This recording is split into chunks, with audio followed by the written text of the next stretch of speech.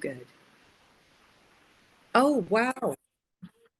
Aloha, everyone, stewards of the land, humanitarians, beautiful people on this planet who are change makers, thought leaders, social and environmental justice leaders. Those are the people that I have the opportunity to interview, and you are the people who come each and every week to listen to a dose of positivity because you are part of the tribe of change makers, and I'm so grateful.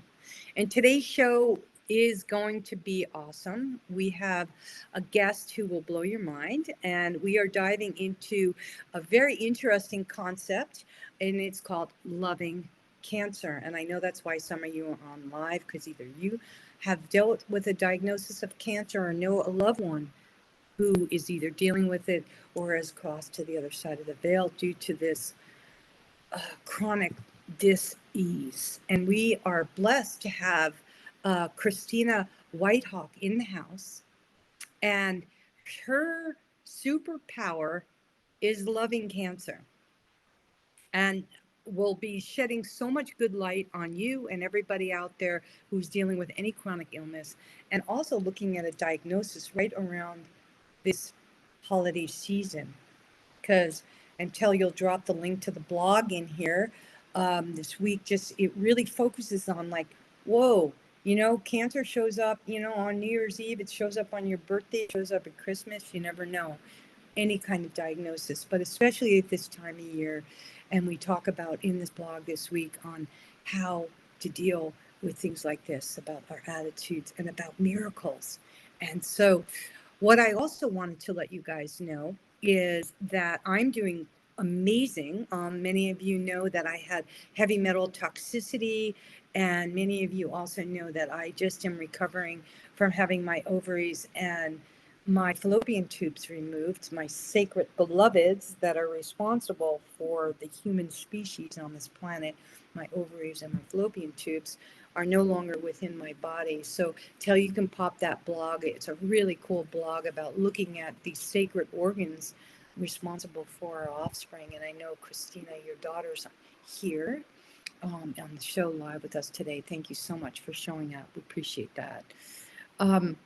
I encourage everybody who's on the live, whether you're in the Facebook feeds or LinkedIn feed or here today with us on the Zoom, if you have any questions or you would like to get to know more about Christine and talk with her directly, just raise your hand or put your questions, your comments, any concerns you may have, or insights you can bring to this incredible conversation about loving cancer and looking at offset diagnosis even at this time of year. And I want to bless and wish everybody a happy holiday, and especially sending love to my husband, who has now joined the League of Senior Citizens. He turned 65 on December 5th. So happy birthday, my love. And may that be, for the record, the love of my life.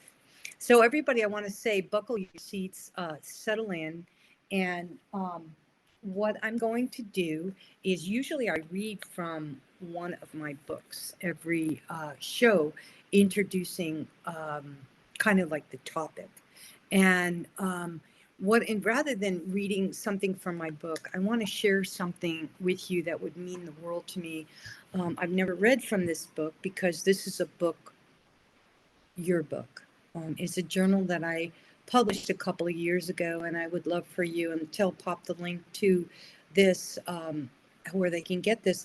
This makes an incredible gift, and by you purchasing these journals, not only are you helping your life by participating in the journal, but giving it as a gift this holiday season. All the profits that I make from all my artwork, and including this journal, goes to humanitarian and environmental causes. And inside are all backdrop of all my photography, beautiful quotes, some of my quotes and others. But trust me, after you hear this conversation with me and Christine, journal writing is a very good key to helping miracles come true. Jotting down your thoughts, your reflections, your documenting your tears, your anger, your angst, and also sharing something so beautiful like this. And again, it will have this in the link for you, so where you can find this beautiful journal. So thank you so much for being open to looking at all of our eco-inspired products, and we're running a really great holiday sale.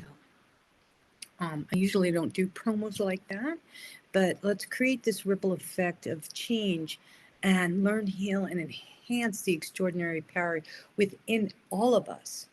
And part of it happens right now. Sorry, my phone's ringing. I forgot to disconnect it. Is to have this incredible. Hold on. I got to just let that ring. And here we go. I'm going to just take just hung up on him. Anyway, so I want to say that yeah, it's just like giving gifts right now. Like this show is kind of like a gift, you know, positive gift. Um, Christine Whitehawk is a gift, and without further ado, I am going to introduce her.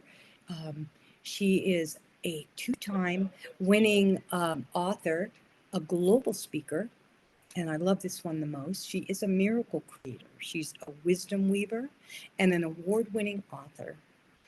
Um, White Hawk Wisdom Way, Chief Empowerment Office. You're going to have to get into that and dive into that with all of us, and facilitating you in creating your own miracles. So that's what she has been doing for years, and we'll let her share more about that in just a second.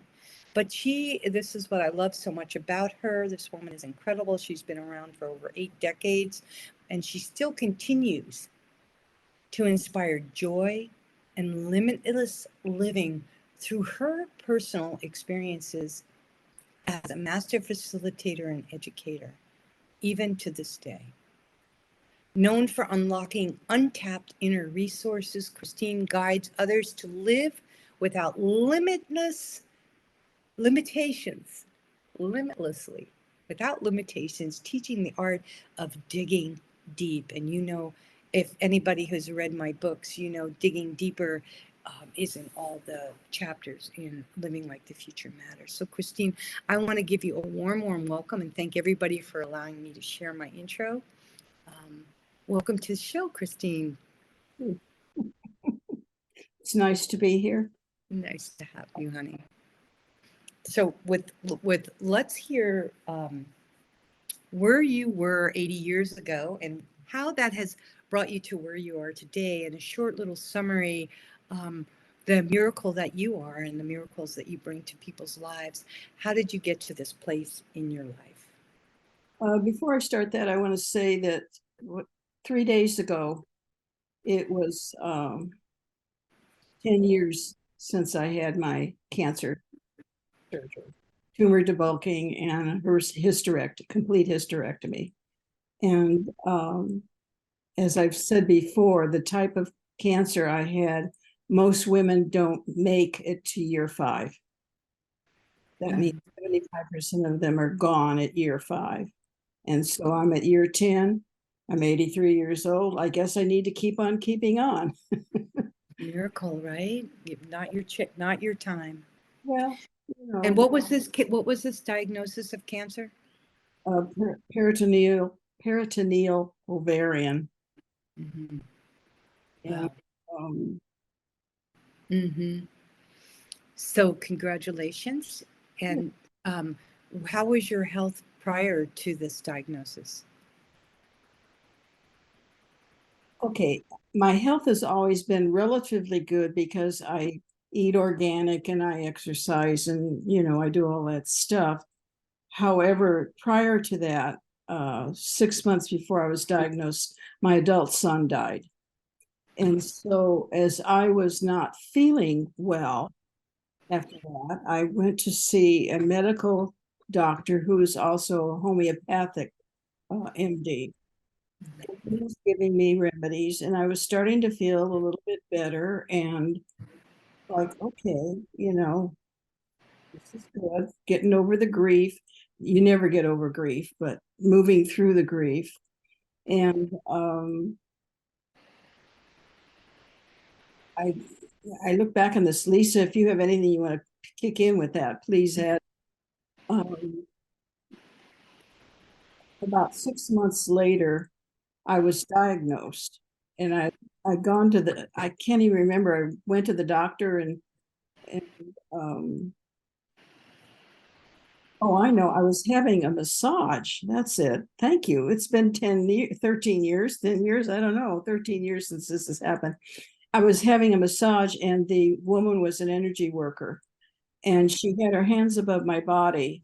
I'd say, oh, about this high off my body. And she said, there's something here. She points to the left side of my abdominal area, below the navel. She says, I don't know what it is. They're not allowed to diagnose, even if she didn't know what it is.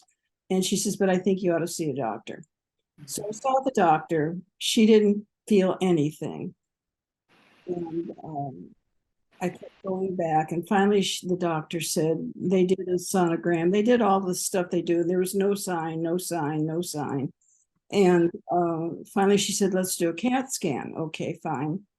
I scheduled a CAT scan, and it was the usual insurance stuff, waiting for the insurance to approve. And finally, I remember one night I got up and it was Wednesday, November 13th.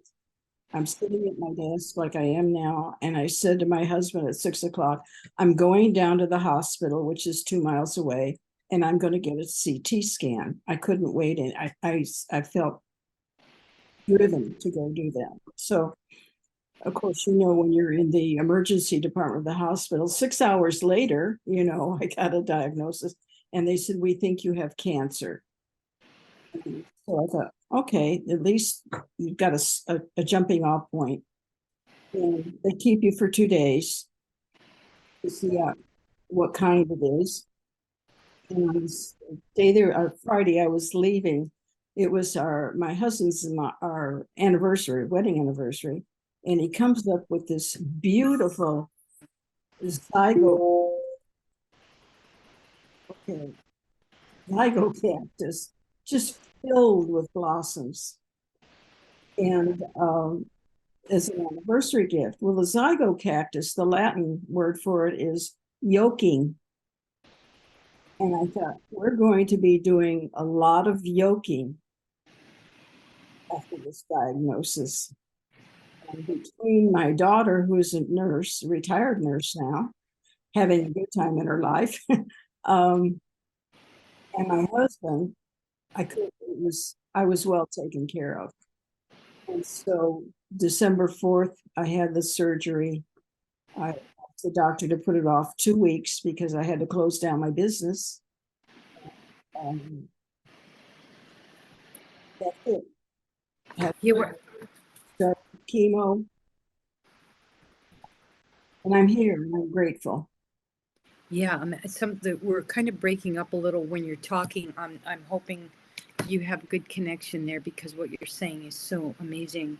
Um, just before we get back into that, there was a question I asked you earlier. So you know, leading to like this diagnosis, has this run in your family, or was there something that in your life that I mean, I believe in this healer, and my healer found my ovary problem as well, which is amazing, my massage therapist.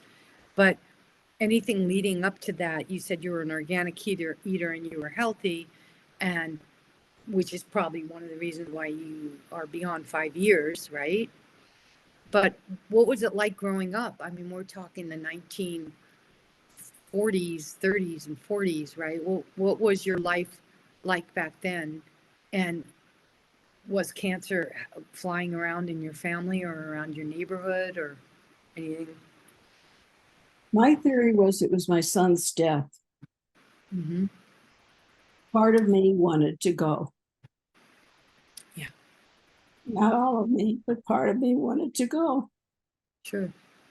Oh, I love you so much. Thank you for being so real. We all, have, This is, we all have cancer cells. It's not like, what activates them. Yeah, there's a lot of science about what activates them and things like that. And I knew it was time for me to stay. I couldn't leave. And I remember when they diagnosed me with cancer and I'm in the emergency department, I felt as soon as the doctor, she was standing on my left side and she said, "We think you have cancer." And I felt this energy, bright orange energy, move out of my body from the right side to the left in my abdominal area. And at my profession, I was supposed to be changing my works about 2 years before this, and I kept hanging on and not making change because, it's going to get better. No, it didn't get better. It was time to let go. And so, as soon as that happened, I thought, okay, this is an opportunity to learn something. This is an opportunity to grow. This is an opportunity to be alive. And so from there on, in the emergency department, as crappy, pardon my French, as Mhm.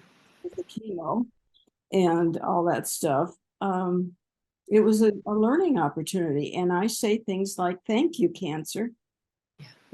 And so what was it like growing up? I don't know how important that is in my life. I don't know if anybody wants to throw something in. Um, I had a good life with. Yeah. Okay. Well, I just want to interject something there, and the reason why it's so important for our listeners to hear this. First of all, thank you for being so real and hearing what Christina's saying. I'd love for you to put Carl Mason's YouTube video link and Zara's, Tita's, and also Christina, the gal who did the biohacking. Because what you said was so profound. You think it was, your son, the grief, the activating that. And these are all, two of them are cancer survivors, and one woman who really has documented and been able to see, as a healer, exactly what you said. To justify what you're saying, and they're really good. All three of those are really good. If anybody wants to follow up with these talks. Um, I just want to say how sorry I am for the loss of your son, and at the same time how grateful I am for your outcome of his passing and having this diagnosis. And you wrote a book even, and let's talk about this. You say why you love cancer. Um, I'd love for you to share more about that. Well, it was an opportunity for me to eliminate anything that we talked earlier before we went on down about our inner ecology. You're Yes. concerned about the outer ecology and all the things that you do. It's our inner ecology that makes the outer ecology.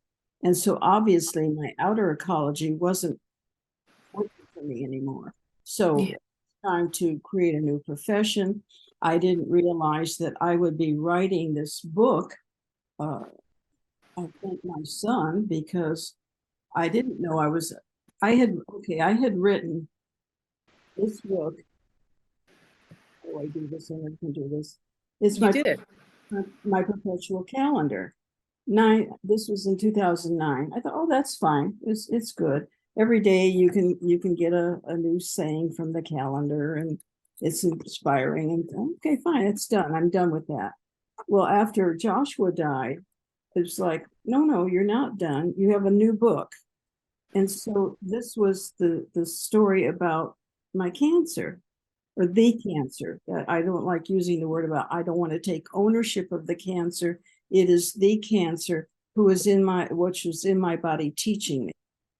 And so with that has come another book, thank you, Joshua, which then after the cancer book, I wrote The Conscious Dying, Conscious Grieving about how I'm learning to move through the grieving. And that's been 10 years. But as you all know, everyone has something to grieve. You will never stop grieving. It'll always be there. It pops up. It's like a wave that comes in and washes over you. But my life is full. My life is rich. I am doing what I love to do. And I didn't know I was going to be doing this. And if I hadn't had the cancer, I wouldn't be doing it. And through cancer, I had to do a lot of the two things that got me through cancer is part of a course I teach called 3 Magic Words, which is I forgive myself. Every time I got angry at anything or anybody, I forgave myself. I don't forgive them. It's not about them. They're reflecting something back to me about what I need to want to look at. So I did that. And the only thing else I could say was everything's going to turn out all right for me because I was too sick with the chemo to do much more than that. And those two things got me by over and over and over again. And I had chemo buddies. And so Lisa was my first chemo buddy. And we, they hang bags of things and stuff. I don't know, Lisa, you can tell them what they hang. I don't know all this stuff, 3 or 4 or 5 bags are hanging there and it's all dripping. And I had a port in my body and it's all dripping in. And, everybody, Joyce was a chemo buddy. Everybody was asked when they came in, whoever it was, whatever your belief system was, it didn't make any difference. I want you to pray or do whatever you do for everything that's dripping in my body. So that everything coming into my body is in as much purity as it can possibly be. Mm. I had Hebrew prayers. I had somebody that generates light. I had everybody was doing something different. It didn't matter. Mm-hmm. The beauties out of this is my Joyce was sharing this chemo buddy thing with one of her clients who was a therapist. And the client shared it with her niece who was going through chemo. I think she was 13 or 14. And the niece created chemo bags, covers over the chemo bags for the children in the hospital she was in. And they put drawings all over about how they were going to get these chemo bags. So I look at this, it's not about me. Yes, it is. I had cancer. It wasn't pretty. It's about what can we create out of this. And when I see this happening with this young woman creating, she took pillowcases and cut them up and put them over the chemo bags and the kids did drawings to help them with their wellness. And so it's things like that to me that are really exciting. So we are in charge of creating our own miracles. Nobody else, they're not something that whacks you up the side of the head sometime and says, hello, here's a miracle. We are constantly creating miracles. Now, do we see them? Do we feel them? Do we notice them? Some days, I kind of at the end of the night of the day, I'll check in and say, okay, did I miss some miracles? Uh-huh. Well, I myself, Yeah. I missed that miracle. Okay, because we have to be tuned in and we're not tuned in, we miss the miracles. And if we're busy hating the cancer, the miracles can't be seen, heard, or felt. Or hating anything. Mine happened to be cancer, So, It's that inner ecology we're talking about here, right? mhm. Turning that rich loamy soil, and we all know the closer we get to nature, the closer we get to true nature. And when, just like the cancer that's going on in the environment out there, we also can create a miracle in our own bodies, in our own souls, in our own selves, to heal the earth if we're Yeah. healthy. Um, One thing that I just wanted to just step back for a minute, that a thought that I had about why I was asking you about like what happened before, like what your ancestor was like or whatever. Like my ancestry, I happen to be an Ashkenazi Jew, and the first thing they want to do is take out your ovaries and your fallopian tubes, and also certain other ethnic groups um, are more prone to these ovarian cancers like you had. And so it strikes anybody at any age, right? I mean, and we understanding that we aren't our past, we aren't our history, we aren't our ancestors, that like you have proven to all of us you can create these miracles. And I also want to just take a moment right now to welcome all the new people who have come into the show. And for those of you who are listening to the live stream, I'm having the great honor and privilege to interview Cristina Whitehawk, cancer survivor, miracle worker, and understanding of inner ecology, who is shedding some incredible light on all of us. So if you are of a diagnosis of cancer or know somebody who does, or any kind of diagnosis, especially going into this holiday season, how crushing that can be. I would love for you to feel very comfortable. Raise your hand, put your questions, comments in the chat, and at the end of the show, we'll have you'll have the opportunity to come off mute and speak directly with Cristina. So again, and also for the new people, if you want to pop your email in the chat, you'll get a copy of the replay and also be notified when we're having other incredible speakers on. So feel free to give us your email, and you can always unsubscribe. So Cristina, this is really awesome. I just can't help but to ask this, and your son passed away. Was that from cancer? Did he have cancer? Speaking of this hereditary gene, no. It wasn't that. I want to share a few of the miracles that I call them mystical moment previews as Okay. through the cancer. So I guess it was when we decided you have to go visit the doctor the first time before, and they talk about all this stuff. Thank God Lisa was there, because it was all going on in my head. I didn't know what they were talking about, and I knew I didn't have to worry about it because she would hold the medical piece for me. And so it got to be time to get ready for the surgery. And I had 2 weeks to clean things up. The first thing was, I'm walking through the living room, and I hear, in my inner hearing, you have thousands of sacred eagle feathers fanning. Whoa. Well, I know from living in the Southwest, in the area in which I live, when you're fanned with an eagle feather, it's a huge blessing. You know? So that was the first time I knew I thought, oh, I'm going to be okay. This is not a good thing. It's not, I'm not excited about it, but it's a good thing. Along about after, I think, 3 months of chemo, they check you to see how you're doing. And so I was going to have a CT scan. I felt I was fine. I knew they were going to say I was okay. Okay. Go in on the CT can't scan, and it's a Thursday. And they tell me, I asked the tech, I said, when will the doctor know about this? Oh, Monday, figuring he's covering himself. So it takes a while for everything, go through the motions.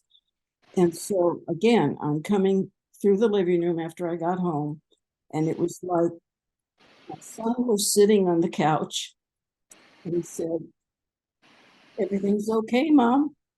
Don't worry. And it was like, I cried because I heard his voice, literally physically heard his voice, not in my head, but heard his voice. And a day later, they called from the doctor's office. They said, you're fine, but you have to do more chemo until you're done. But I was fine. And so those are the kind of things that I wasn't looking for them. I wasn't creating them. Whatever's going on, it's like we can do all of this. Other things that happened were people showing up and saying something, just what you needed to hear at that moment, just at that time that you needed a little bit of clarity. Those are the little things. When you start getting better, and fortunately, I am surrounded with amazing people. I don't have in my life anybody I'm doing anything like this with. None of that in my life. And so when you start getting a little bit better and everything, what I noticed through this, I had to keep saying yes to things I couldn't do anymore and got better. And so somebody asked me, can I come do the da-da-da with you? I had to say yes. Well, I'm very self-sufficient, and it was a challenge for me, but that was a good story on learning how to be vulnerable. The more vulnerable you are, the stronger you are. Mm-hmm. And for me, that was kind of a tough lesson, because the profile of my research that I read about the cancer, oh, we're strong women, we can do anything, we know how to do it, and we don't need this and we don't need that. No, we don't. We need other people. And so the vulnerability was a huge gift with the cancer. And I really encourage people to please, when people say, you want to do, I'd like to give you this, okay, or can I do this for you? Sometimes it's not convenient. Other times, yes, please, you can do that. Or I can gift you this. Say yes, say yes, say yes, say yes. Mm. I love that. That's really a good one, especially for all of us women who do too much, which they wrote a book about that, right? Women who do too much. Wow. So let go ahead. You're breaking up a little there. I said it's also that thing we're enough. Yes. We're not Yes. anymore. And then we Yeah. become more enough the more we open up and allow people to help us with our lives or support our lives or share something with us, that type of thing. It's the vulnerability is the key. So are these some of the things that you write about in your most recent book? The most recent was the Conscious Dying, Conscious Grieving book, and that's about what I went through for about, I don't know, 4 or 5 years dealing with the grief. And again, the grief is a really good teacher. And I'm an educator, so I guess I look at things through the eyes of the teacher. And what have I learned through this grief? What have I learned through my son's death? What have I learned through my profession's gone and I'm supposed to be doing something else and I'm still hanging on? And we all know that if we keep hanging on and we're on the edge, our fingers are going to get pounded on to let go. And we've all had, I know, we've all had those experiences. Mhm. And how can I be more gracious and more aware and more conscious of when it's time to say, oh, it's time to let go, time to relinquish. Mhm. And I think that's a little bit hard. And we live in a culture that says, oh, no, no, don't let go. You got to keep hanging on. I don't want to be there anymore. It's like, let go. And then after I wrote that book, the next thing that came up, and I know I've talked to you about this, are the Holy Inner Wisdom cards. And I created all these cards, and it's like I'm being shown to do this. They're saying that. And it's like, what am I doing? I just listen. I do as I'm told from the higher realms about, okay, follow through. What is this? I don't know where this is going to go. So Yeah. people have been really having a good time with them, um, you know, and so I think in the beauty of this too is I have been around the block enough to know that if I don't listen to my inner higher voice, it's not good. Mhm. It tells Yes. me where I need to go, and it tells me, it things like, you want me to do what? Yeah. You know, we've all done that. You know, I know when I read about things you've done, Donna, it's amazing. And you Yeah. know, They're so interesting. I was just having this conversation with my sister-in-law who's 75 and my well, two sister-in-laws, one's 70, one's 75, just this morning, and I was raving about you. They're on an airplane now. They just left my and I was just in awe about all the things you're doing and how you're such a role model for me because you know one of the things that I noticed, and I wrote in my first book, Living Like the Future Matters, the evolution of a soul to soul entrepreneur, is like things don't happen to us, they happen for us. right, And sometimes when they happen for us, it's like a force, like that miracle, like the miracle worker who found your cancer, a massage therapist. It took all these doctors and everything to reaffirm what this miracle worker did. And we just have, all of us have these innate abilities and gifts if we allow ourselves. And I love how you put it, that inner ecology. And when that inner ecology, and what I'm summarizing from all this beautiful information you're sharing with us, that inner ecology, if we don't listen to it, it becomes like the environment out there. We don't listen to it, it becomes a cancer. It becomes pollution. It becomes sick. And so that inner ecology in ourselves is just taking that time to breathe. Like I started when I've been sick now almost for a year, but I'm almost all better. That's another story for another day.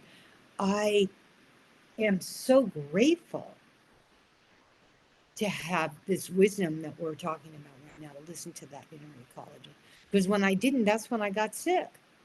And I pushed too hard to try and please too many people, and not that worthiness, that self-worth, that we are worthy, and that we are not only worthy, we are capable of being worthy. Because some of us, like, we feel like we're worthy, but what do we do? You know, how do we do it? Well, we hook up with people like Cristina Whitehawk, and we listen to the wisdom that she has, and realize not only can you have several careers, but you can overcome deadly cancer at the age of 74. Were you about 70 something? And it's just so inspirational. So I just want to ask you, what was your career and your business before you were ill, and was that, do you think that also contributed to making you not well? I know you had mentioned your son, and that then you had to let go of that, but what were you doing before this? Because you were kind of been creating miracles longer than 10 years. I was an educational kinesiologist with the brain gym people, so working with people individually and in groups, mostly as a educational model of whole body integration and how you combine various movements to create whole brain, whole body integration. Story I just told just the other day is when I had a copy of the my Ticket to Ride from Cancer to Flourishing. I gave it to my grandson, who was probably about 2021 at that time. And I wrote in it, you know, a little something for him. He handed it to his girlfriend. We're sitting in a restaurant, and he says, "Here, I can't read cursive." We've got a whole thing going on. When you write cursive, you are writing with an integrated brain. When you just print, you're only activating the left brain. That's the logic. Okay, the logic's good, but so is the creative. That's again that inner ecology. We've got to have the left brain and the right brain working together, you know, not just separately. And it was a great career. I had a good time. It was wonderful. And no complaints, you know, about it or anything. It's just that when business started dropping off, instead of going into, oh, I wonder what the next thing is, I hung on. And that's not good. It's about learning to know when it's time to let go. So was that Brain Gym, was that you were working with the company, or it was your own company? Well, Brain Gym is a international it's in Ventura, California, its headquarters. And I had been with it for probably close to 30 years. And I've got friends all over the world. It's, you know, I had a great time. And it's very, and if I win the lottery, my money's going to go to the Brain Gym organization because of what they do in the world, you know. So that was it was to me, it was, I was not listening, and I wasn't relinquishing when it was time to relinquish. Gotta, you know, I'm finally learning that. I'm 83 and I'm finally learning that, you know, gotta let go, gotta relinquish. And on the inner wisdom cards, we can play with them a little bit if we have time. One of the categories is relinquishing. relinquishing painful childhood memories, relinquishing what you've done to create suffering in your life. You know, we all do a good job of that one. And so, yeah, time to move along. I joined the National, what is it? Nonfiction Authors Association. That's how I met Donna. And I also met a woman who, thanks Chris Farquhar's here, I learned about the Lady of Liberty on top of the Capitol. Mm. Oh, there's a Lady of Liberty on the top of the Capitol building. No, I didn't know that. Wow. Amazing. Yeah. They just stick us on the top and not in the Capitol building. That's the problem. We need to be in the Capitol building, people. Don't get Chris going. And Lisa was recently at the Capitol building, and I guess they have a statue there, Lisa. Yeah, the statue's in the Capitol, but they also have her on the top. She's under construction though. So. Aren't we all? Work. That's too funny. Well, this is so interesting. I just want to make a point because and see what you think about this. I mean, for 30 years, right? You were working at the Brain Gym, and then from the Brain Gym, you become this miracle creator and this spiritual healer.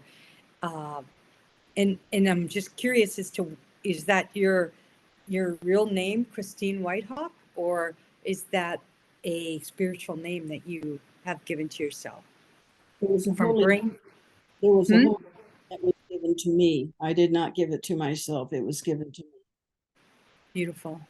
So you went from being very brainy, understanding, I never knew that about the handwriting with the printing and then the cursive is you're using the right and the left brain. That is makes so much sense to especially my son who's dysgraphic and I was dyslexic. So you are just healing a whole bunch of wounds right now. That's what I believe with the Brain Gym. What that does, it just I had so many miracles as I worked with people individually and or in classrooms or private classes about what I see happening with that process. And so that process grew me to the point where I was being told, okay, you've outgrown what they're doing. Now, that doesn't mean I still don't, I use it on myself. I don't have my licensing anymore. I let go of my licensing, so I don't teach it or do it, anymore and personally, other than personally. So it grew me. And so we all have things that grow us. Mm-hmm. Yeah, beautiful. This is to grow us. Well, I can't believe we're almost at time right now. You've been sharing for 40. I could talk to you. You must come visit me in Hawaii, and sit on my deck out here. This is beautiful Hawaii where I live, and miracles happen. Lisa, you and your mom come see me, or your friend Chris. But so with the information that you acquired like from the Brain Gym, mind over matter, we always hear that expression, mind over matter. How did whoa, sorry, Bless those doggies. Quiet. Sorry guys, I have 4 big loving dogs that are a miracle to me, but they can be very protective when I'm the only one home alone. So how did the mind, how did you when you're diagnosed with something, and this is like we were going to try and get in talking about the holidays and everything, but we won't have time for that right now. But I know some people who were just recently diagnosed with 4-stage cancer, 2 different friends of mine, and like the mind over matter and the miracles. It's like once you're in that space, like when you got that diagnosis, like did your gym come in, your mind gym? I mean, or was it coming from your heart or your gut? Like where? It's heart over with matter. Heart not over, not power over. It's heart with matter. Beautiful. And one of the things to remember is the brain is entrained to the heart. That means the heart's frequency is higher than the brain's. And we live in a culture that it's all brain, and if you're smart and this and that, well, it's good to be smart, that's a good thing. However, it's the heart that has, and in Chinese medicine, the heart is considered the emperor, the ruler of all. And so, and as we know, if the heart's not working, we don't have much working, So that's where for me, how do I heal using my heart? Yes, I used my mind. I had to do, the chemo and all that stuff that I didn't have time to do any kind of research about other things I could have done. It was a really fast thing. And so I did that. Was it fun? Was it pleasant? No, it wasn't. And do I have some side effects? Yeah, I have a few side effects. However, it was my heart that was most important to me about what I did. Oh, I hope everybody just suck that in, saturate, feel that. Everybody take a big deep breath and give that heart of yours some love, because it is powerful beyond words. It's about do, and the heart's about be. Mm-hmm. And I need to be well. What was that? Wanted to be well. Well, I love this. I love everything. You started breaking up there again. Being comes from the heart. Being comes from the heart. Doing comes from the brain, then. I love that. Okay. Head, the heart, and the hands. Mm-hmm. But remember, the heart is connected to the hands. That's right. Our heart is not connected. Our hands are not connected to our head. They're connected to our heart. Yeah, it all connected to the heart. It all comes back to the heart of the matter. I love this conversation with you so much. Before we go, and I just want to make sure at this time, if anybody has any comments or questions, you want to put them in the chat now. Also, I encourage you to put your email in if you want the replay and you want to know our guest speakers coming in the future, because you won't want to miss them. We always have incredible people. We don't hire them; they come on to join us. And also, I normally don't do this, but it is the holiday season, and Tel's going to pop in some links because we're running sales on my nature art prints, my books, and our vacation rental retreat here on the Big Island of Hawaii. So we'll put those links in there, and we encourage you to, during this holiday season, not only support my work, which all goes back to social and environmental justice causes, but you also notice in the links we have all of Christine's links and how you can get her books and her beautiful cards. And we're going to go into these cards right now. If that's okay with you, I'd love for you to share these beautiful wisdom cards with us. And I also want to thank everybody who came onto the live show. And again, to pop in your questions, your email now, and take a copy of the chat, because there's a lot of good links and resources in there for you. And thank you all for showing up. And Christine, why don't you just take it away? We have a little bit of time, and these cards are so intriguing and beautiful, and no one should miss out on these. Chris Parker. A card from this hand or this hand? Left or right? You're mute, honey. Use your right hand, fire hand. Left hand is the moon receiving. Okay, right hand. Left hand or right hand? Right hand give, left hand receives. Okay, we're down to the final ones. Right hand or left hand? You're asking me? Uh-huh. Okay, I'm going to have to receive it. Go with left. Okay.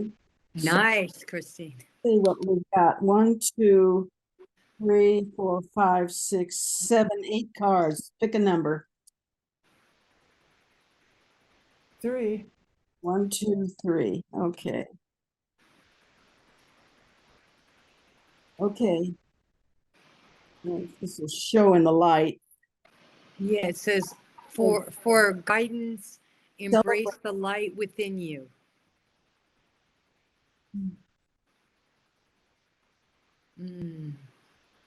And Dr. Mills uses these, she shares them with her clients in Greece. That's so great. Wow, that's so beautiful, Christine. I hope that felt good to get that, Chris. Yeah. Yes, yes. It's direct. I feel it. I sense it. It's direct. You're totally in tune. Thank you. So we're intuitive. We don't have to be in the same room, although that's kind of fun. But, you know, and we can do this any way we want to do it. And so this is the fun of that.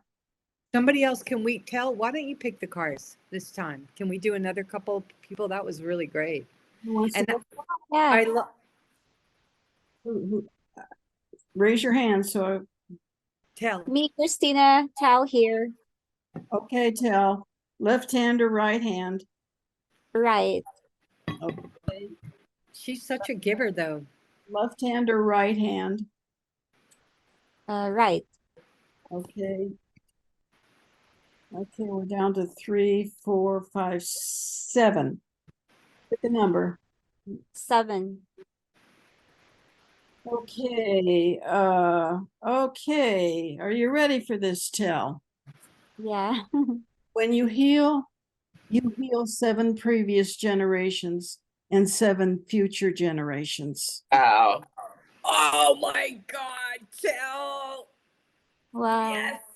Let's see if I can do this. I'm not really.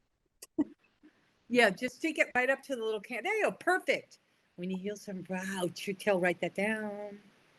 This is Marty, like so right. perfect.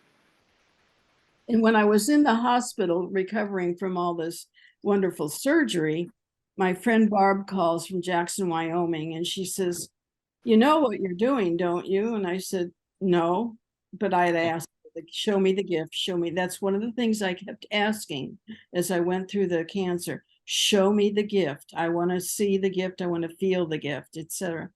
And she said the same thing. You're healing the 7 generations. Okay, fine. And so we get off the phone, and I'm kind of dozing off. I'm in that place in between. And I see a freight train coming.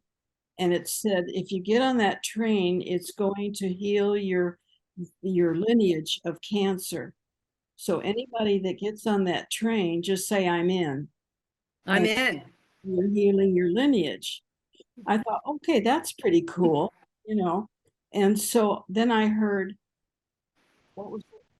We just beat Susan B. Komen, and it didn't cost a dime. And Susan B. Komen's the big organization for breast cancer. Yeah. A lot of money there. A lot of money there. And so if you want to be on the train, get on the train. All you have to do is say, "I'm in." I'm in. in. Everybody come off mute and say, I'm in. I'm in. I'm in. All right. I only heard a few of you. I'm in. All right. I'm in. I love that we're all in this together. I am so grateful. And you know what? If you don't mind, I would love to pick a card. Okay.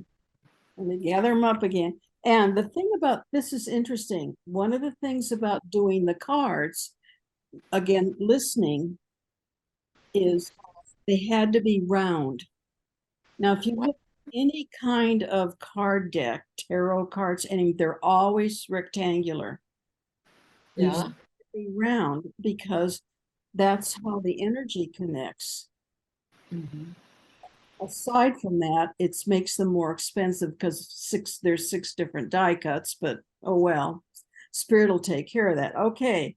Donna, Everybody put the link to where people can get these cards for the holidays in there, Tell. they're on my website. Donna, left hand, right hand. I'm going to go left hand. Okay. Gonna divide them up again. Left hand, right hand. I'm going to go left hand. I didn't hear you. Left. Left. Left hand. Okay.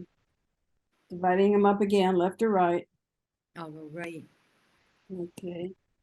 Let's see. There's 1, 2, 3, 4, 5, 6, 7, 8, 9. There's 10. Pick a number. 6.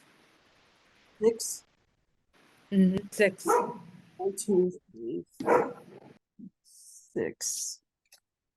Okay, it's about appreciation. Let's see if I can do that. Oh God, Christine, you got to learn to do this.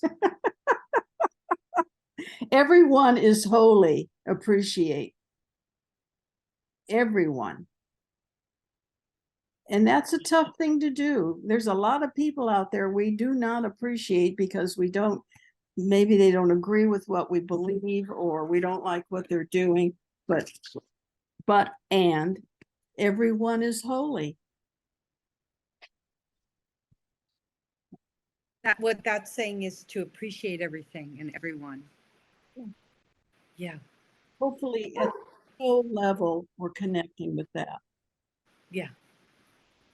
Well, I appreciate you. This is a great way to end the show, to let everybody know how deeply I appreciate you. And everybody who came onto the show knew, appreciating you hugely. And for all of you regulars tuning in, thank you so much for coming.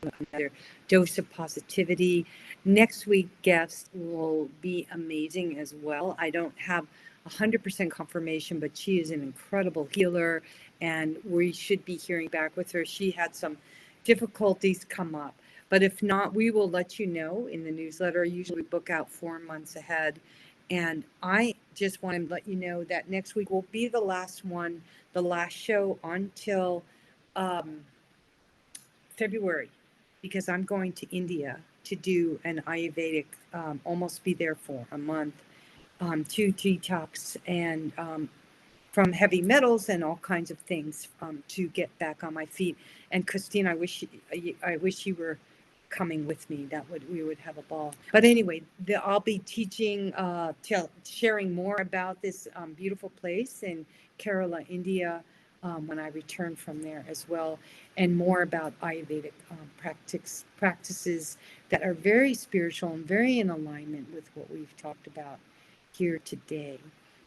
So if nobody has any questions or anything they'd like to share, I'm going to say thank you so much. And if you want to hang on at the end after we go live, turn off the live and say hi to Cristina, we'll be on for another 10 minutes. And I'm going to walk you around this beautiful property in Hawaii so you can warm up, because I know it's cold most everywhere, but here it's 82 degrees and I'm going to bring you out and show you my flowers. So I want to thank you all for coming. Big love. Thank you. And Thank you. aloha. Thank you you. so much. And aloha.